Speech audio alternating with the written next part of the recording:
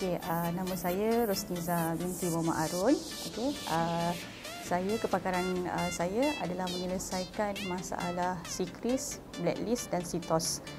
Okey, so nama company kami Pandan Resources Sdn Bhd.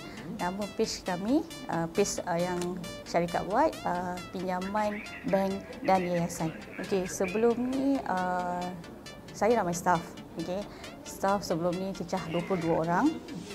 Okey, agak sedih sebab orang kata dengan staff yang ada saya tak gunakan sebaik mungkin sebab tak tahu nak buat apa.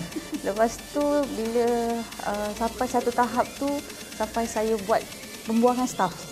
Okey, pembuangan staff kami dah tapis dan saya tinggal 11 orang sekarang.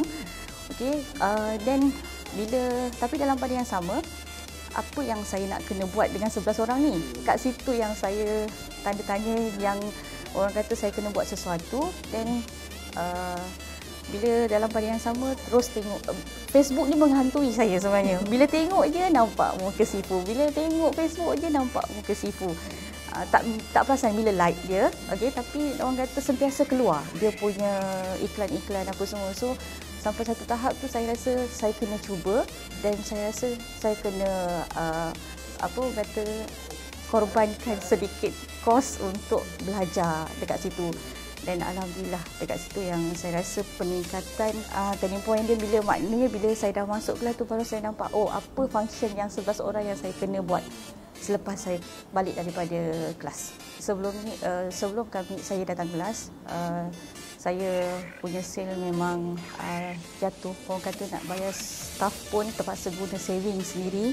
Okey, yang saya rasa mungkin orang lain pun masalah yang sama dengan saya. And then bila saya keluarkan duit untuk masuk dalam program EP daripada 200,000 last pada bulan 2, bulan 3 saya sale meningkat, tapi orang kata tak power lagi dah. Orang cakap dah memang ini tak boleh nak selamatkan dah ni. Macam tak boleh nak diselamatkan. So masuk MP, alhamdulillah selepas balik bulan 3 kelas dan terbaru bulan 3 punya last sale cecah 1.2 daripada 200 ke 1.2 juta. Ya. Memang rugi sangatlah kan, sebab saya pun kategori tu juga sebelum ni. Saya rasa macam apa kelas bayar mahal-mahal ni kan. So tapi bagi saya itu adalah satu orang kata kita punya knowledge dan ilmu yang kita ada sekarang ni tak sama dengan apa yang kita belajar dalam ni. So orang kata kena keluarkan sedikit kos untuk belajar sebab apa yang kita belajar sebelum-sebelum ni tak sama dengan ada dalam IMPI. Dan IMPI saya rasa memang awesome sangat sebab saya rasa saya boleh grow balik saya punya income, saya punya sale yang orang kata mungkin kalau saya tak masuk kelas memang boleh tutup company. Okey, daripada orang kata saya dah upgrade the company, takkan saya nak ni kan. So saya kena korbankan dan saya kena keluarkan sedikit modal untuk upgrade balik company dan alhamdulillah IP membantu kami. Okey, membantu saya dan juga staff untuk orang kata peningkatan sale yang mendadak. Okey, Sifu Najib ni saya kata kategorikan kalau masuk Raja Lawak memang menang. Sebab sempoi gila, lawak dia macam sempoi yang orang kata memang harian punya orang kata bercakap. Maksudnya walaupun kita rasa macam sebelum ni saya rasa siapalah dia tu kan, boleh ke saya. Alhamdulillah masuk MP saya dapat gambar dengan dia kan. Lepas tu dia boleh orang kata keep in touch and then share dia tu. Saya rasa macam nampak macam susah, tapi bila kita dah faham benda tu senang. Dan apa yang disampaikan tu saya rasa memang satu benda yang orang kata ubat untuk merawat lah orang katakan.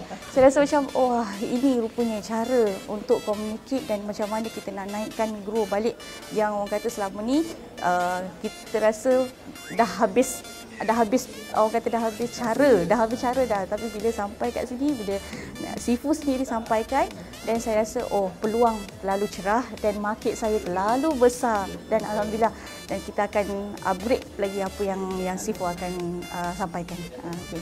Bagi yang belum mencintai IMPI, datang impi sebab dalam ni macam-macam idea. Orang kata siapa yang tak join confirm memang menyesal, rugi gila.